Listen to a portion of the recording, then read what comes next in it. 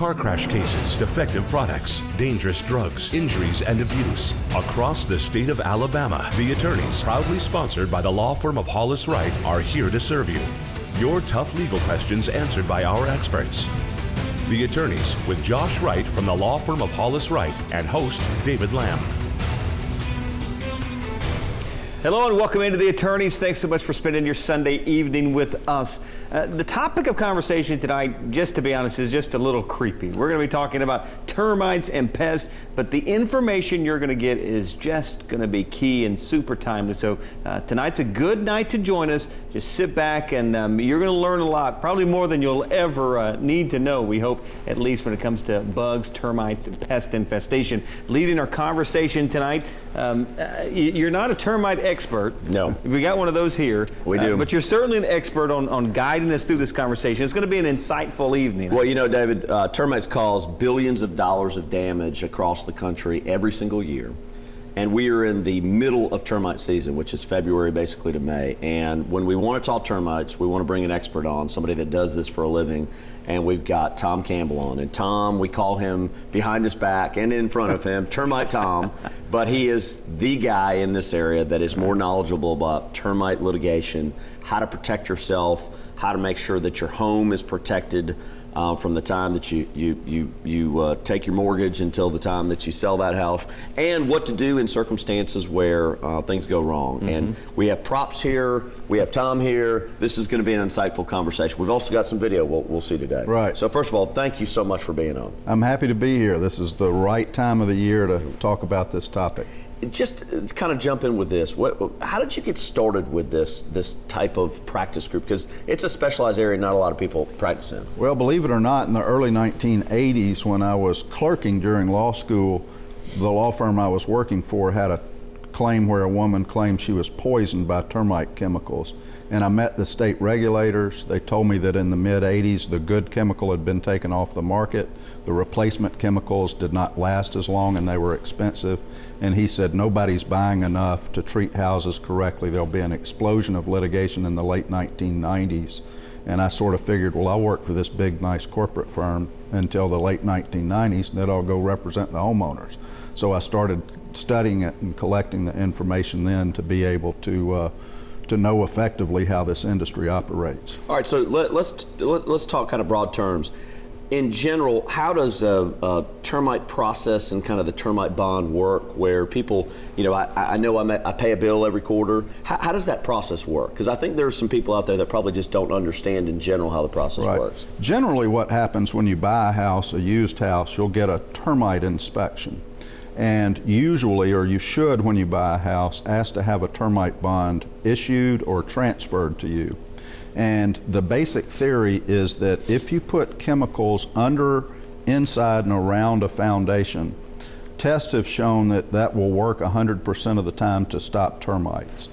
So if you've had that treatment, your home shouldn't have termites. And you need to get that to prevent termite infestation and damage. They're social insects that live in the ground. Everybody assumes from that they act just like ants, but the primary difference is that termites are going to dehydrate and die, and so they do all their damage in hiding. And that's the important thing to remember. Have a termite bond, and if you get a termite infestation, you need to do an immediate independent investigation as to why. Yeah, I had read in the pre-production material, and I know you and I have talked kind of before we started the show, this is almost 100% preventable if properly treated. To get the chemicals registered with the EPA, they have to follow rigid guidelines for testing that show that it works 100% of the time for 5 years. And if you maintain that barrier, they know when these chemicals wear off, and you warn the customer not to dig it up if they've applied it, your house should never get termite infestation, and certainly not a severe one. We have a question here, just a reminder. You see the information at the bottom of your screen. That's how you can call, text, and email, join the conversation. We'd love to have your questions in. There's also an attorney standing by right now, so if you call that number, opportunity to get some great free legal advice. So opportunity for you not to only watch us, but interact with us. And again, those attorneys are standing by. A question we've got here: my termite company denied paying for repair for my home. How do I know if I have a case? you're never going to know without getting somebody else involved that knows how to provide the service. And you need to call a knowledgeable expert, which may be either another termite company, a lawyer who knows what they're doing, or there's a state regulatory agency, believe it or not, the Alabama Department of Agriculture, that regulates this industry, and they will come and do a free inspection of your home. Okay. And the most critical thing in that is to have them evaluate the adequacy of the initial treatment. How long does a treatment take? Because I know, for example, every quarter I may see somebody at my house if I'm there at the time that they do the inspection. Is it a long process to do the inspection and to be thorough about it? Well, homeowners will see people do two things at their house. Number one, the treatment, which should not be done during an annual inspection, and then an annual inspection.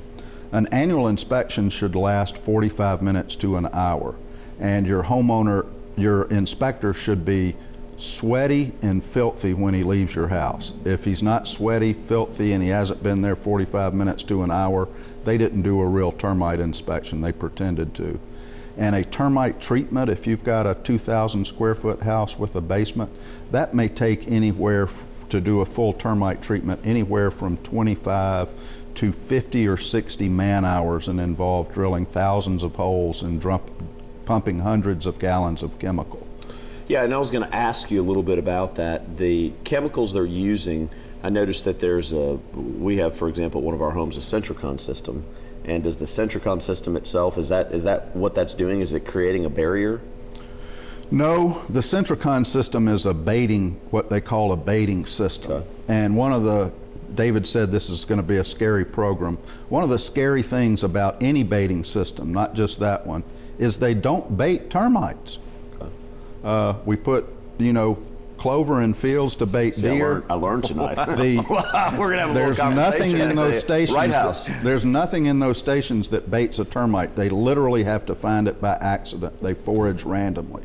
So, one of my experts, who's a semi-professional hockey goalie, says that's about like having a mouse as a hockey goalie.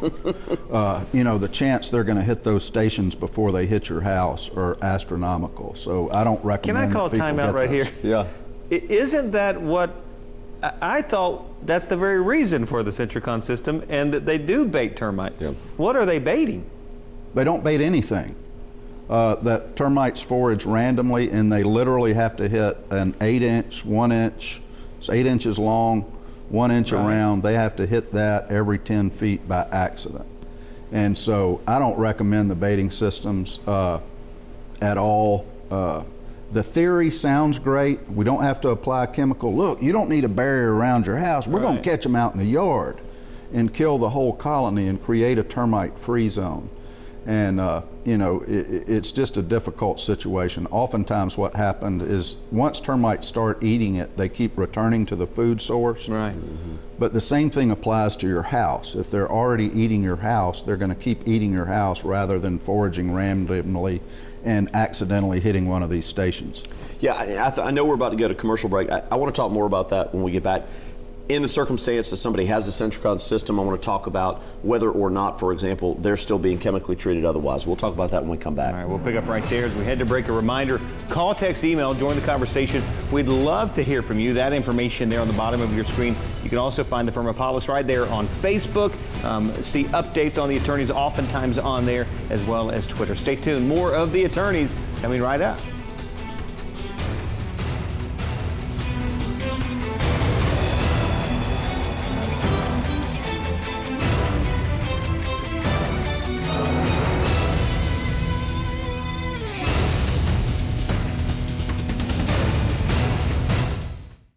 I'm Josh Wright with the law firm of Hollis Wright, a personal injury law firm. Thank you for watching The Attorneys. Now, we hope you, a friend, or a loved one never needs legal counsel for a case. But if you do, the goal of the show is simple. Provide answers and legal counsel when you need it the most. Your call to the show is free, so if you have questions specific to the show or related to other accident or injury-related topics, you can call, email, or text us. Or you can also follow us on Facebook or Twitter, or simply contact us by going to hollis-wright.com and click on the Contact Us link. We know your time is valuable, so thank you for spending it with us watching The Attorneys.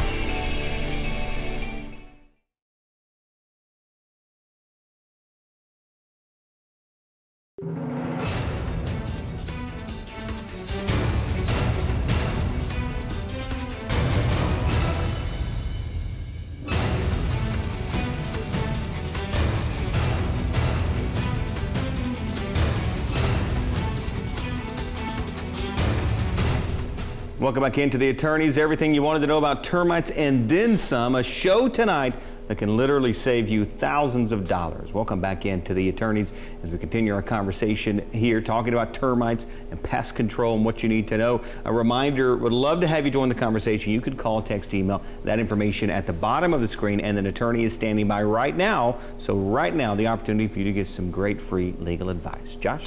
Thanks, David. When we went to break, we were talking about the Centricom system, which is external to your home versus an actual chemical treated house. If you have the Centricom system, do you also have, is it also chemically treated, or generally are those things in lieu of each other? They're generally in lieu of each other. They don't do both. There are a couple of companies that sometimes will do both, but I would encourage people to get a liquid termite treatment of their house, and when you do that, get one that's called a comprehensive treatment. That's a magic word. You can get something in Alabama now called a defined treatment, but that's less than a comprehensive treatment. So you want a liquid treatment, and on the top of the contract there'll be a big box that's in bold, and you want that not to say a defined treatment. So ultimately, an inspection should be from your foundation all the way up to your attic, the annual inspection. Absolutely. And that's one thing, you know, people say, well, what are they supposed to be doing at the inspection? You're not going to see termites in your house. That's the chances of that happening are astronomical. What they're looking for are little signs of dirt or mud where it's not supposed to be, on the outside of a piece of wood like we have here on the edge. And what that's a sign of is that they may be tunneling inside the wood, like in here. Because most of the time the termites, because if they get exposed to the air, they dehydrate and die. They travel inside the wood where you never see them. People think termites are going to be like ants, that if you've got an ant infestation, of course we know it. They think if you have a termite infestation, you won't. One of the things that I brought with us is a video clip of a home for a family that we represented out in Meadowbrook. There's a new kind of termite that's appearing in central Alabama in the last few years called a Formosan termite.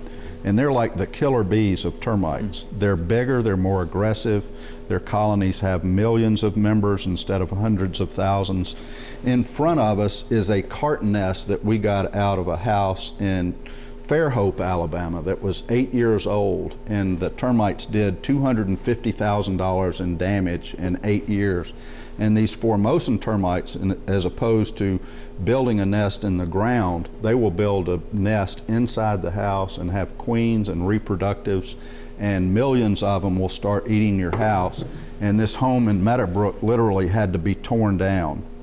They had no idea they had a termite infestation when it was discovered. We went and inspected it and knew almost immediately it needed to be torn down. What's your recommendation for, you know, if you see something in your house? I mean, you're looking for the stuff that we just talked about. What are some of the other things you want to look for, and what should you do immediately when you find that? You're either going to be looking for dirt in places where it shouldn't be, or you, in rare instances, will see thousands or hundreds of termites swarming inside your house. And if either one of those things happen, you think you have a termite infestation, you run a vacuum cleaner through a baseboard. If the damaged wood has dirt inside it and they've eaten the spring growth rings of the wood, that's a termite infestation as opposed to rot. And what I advise people to do is do not call the termite company that you have a bond with, because almost all of those claims come about because they never did the treatment. So the important thing to do is to get an independent, unbiased person to look at your house before they go in there and do some drilling and other things to destroy the physical evidence. Almost like an expert coming in early. Absolutely. In the case. Interesting.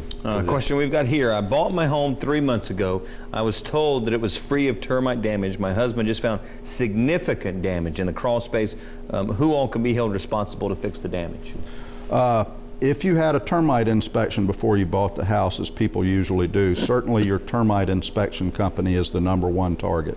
In rare situations, a homeowner has done something where they have intentionally covered up termite damage, or even a real estate agent has. But we filed literally hundreds of termite cases and sued homeowners and real estate agents 2 or 3 times, because usually they're just as incompetent to identify signs of termites as the rest of us.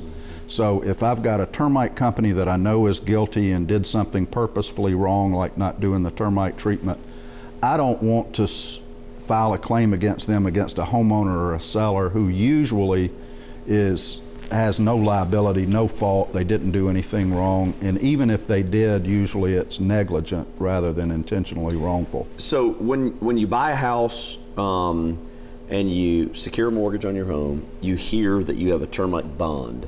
What exactly does the bond mean? Does the bond mean if something goes wrong that you go to the bond to protect your home? I mean, how does that work? Bonds basically have two basic terms in terms of the warranty.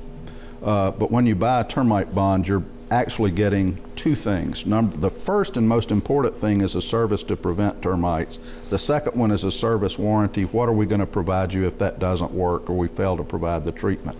And there are two kinds. They can either provide that all we'll do is a treatment at no additional charge, which usually means they never did a treatment to begin with, so all they're doing is giving you the treatment you've already paid for. And the other thing is a repair guarantee. The important thing for homeowners to remember, though, is that even if their contract says it only covers retreatment, they may be able to recover not just repairs, but for the diminished value of their home, for emotional distress damages and punitive damages, because if they didn't treat the house and we establish that's fraud destroys all it touches, and we can avoid the terms of the contract altogether. If you have a termite infestation that you don't find out about initially, and say it's 3-4 years old, is there a statute of limitation that applies to these cases? There's a 2-year statute of limitations on fraud, professional negligence, things like that. That starts to run from the time that you discovered or should have discovered facts that showed you were cheated. So you've got some extra time to the extent you didn't know. You do. Okay. You do. Great. All right, we're going to step aside for our break. Interesting conversation tonight. Would love to have you join the conversation. A few minutes remaining. We're taking our final break of the night, so now's the time if you want to call, text, email. Also, a reminder, attorneys standing by, not only termite-related questions, any question you have, now's the time to get that question answered. Pick up the phone and call us at the number you see there on the screen. Stay tuned. More of the attorneys coming right up.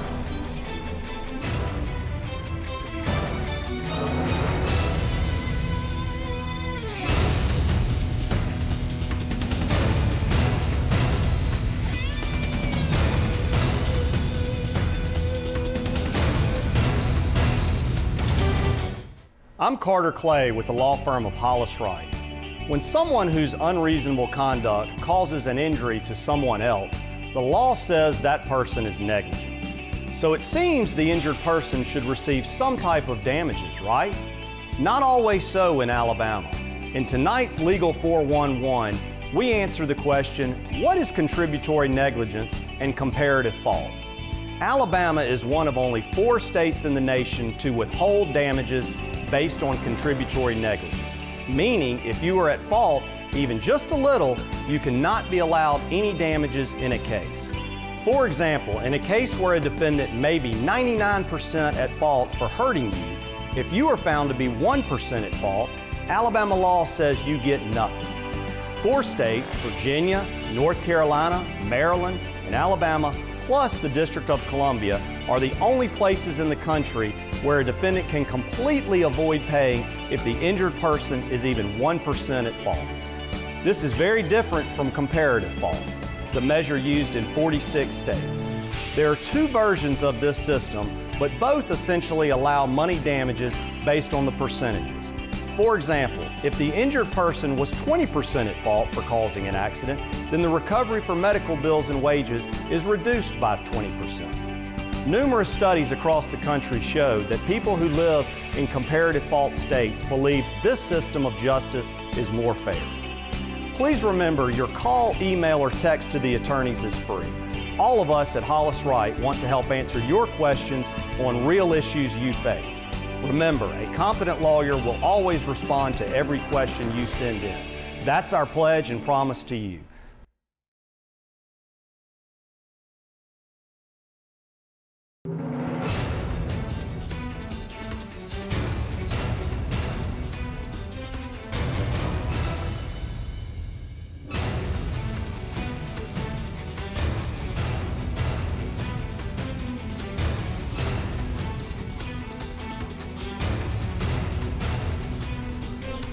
Well, those termites are pesky critters for sure. Welcome back into the attorneys. So appreciate you joining us tonight. A reminder, at the bottom of the screen, how you can call, text, email, and don't forget, attorneys standing by. So pick up the phone, ask them any legal question you might have, something that you got weighing on you. The opportunity tonight to get that answered. Josh? All right, so when we went out, we had been talking about whether or not you should bring a third-party company, for example, to kind of investigate before you go back to your termite company if you think there's a problem. That leads me to believe there's some excuses that these termite companies will use. First things first, they are bonded and required to carry insurance. Absolutely, and that's one thing consumers need to know. A lot of these companies are small mom and pops. The regulations make them have to have actual insurance coverage. So if you have a serious claim, there's going to be a big insurance company behind that is going to save this company from bankruptcy. Okay. All right, so assuming there is an issue, what are some of the excuses, Tom, that you see in your practice related to, this isn't termites or it's not our fault, those types of things? What are you seeing? Would it be appropriate to say anything they say that ends in so it's not our fault? Yes, it would be very appropriate on this show. But some of the things that are triggers that are inaccurate, probably the most often one is it's just a retreatment bond. We don't have to pay for repairs. If they never provided the service that they're warranting, you can get around that and get repairs and all tort damages. The other thing is the industry has said for decades that moisture causes termites. And they'll say, oh, these termites happen because you had a roof leak or a plumbing leak or you didn't caulk around your windows. Moisture does not cause termites. That is an incorrect statement. The other thing that they'll say is, oh, you have a contract, but it just covers regular subterranean termites, not these super termites called formosans. Well, the way you prevent both kinds of termites is the same. So the reason you have termites of any kind is because they didn't do the treatment usually, so that's not an excuse. And the other thing that they usually say as to why they're not responsible is that they haven't seen any living termites. Well, you can prove a case through circumstantial evidence. Yeah. You can prove somebody rang your doorbell because you saw them ring it, or because there are footprints in the snow and you know they rang it.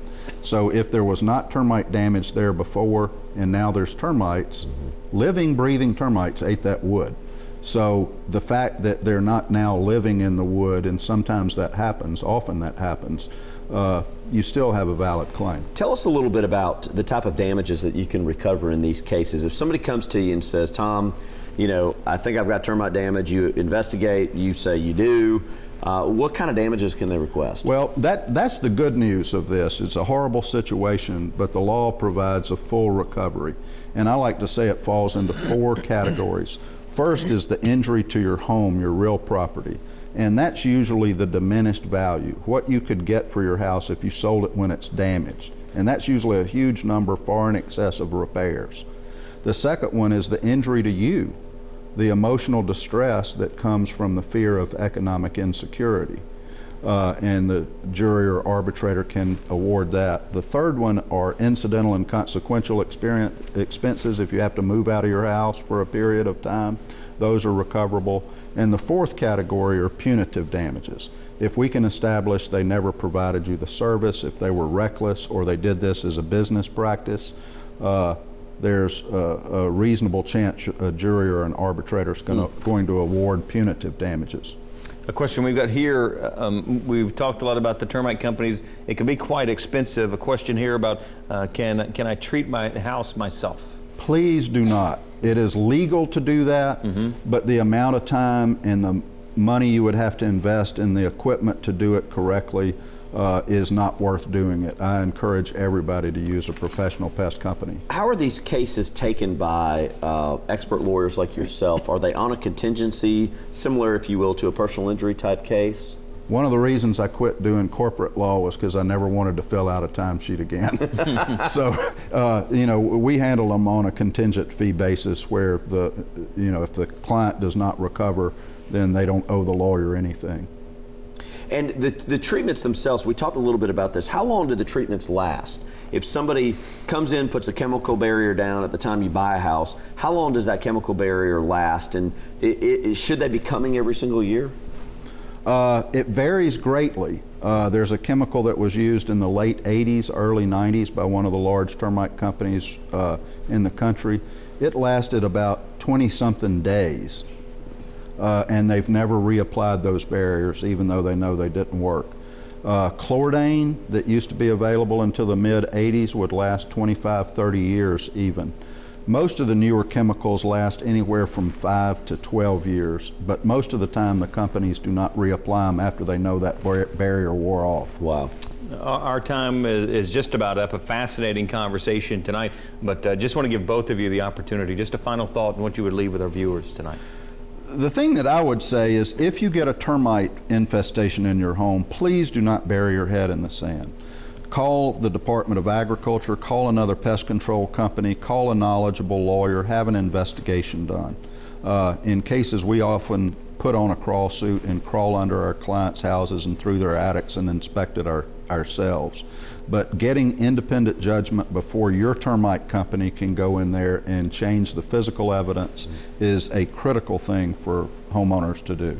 We bring the experts on the show. Tom's that guy. So, you know, if somebody has a concern, an issue, even if it's with your termite company and they're just not doing their job, let us know. We can get you in touch with Tom, and Tom can help kind of lead, guide, and direct you through the process. We talked a little bit about the contingency fee arrangement where you don't have to put any upfront money, you don't have to fund the litigation.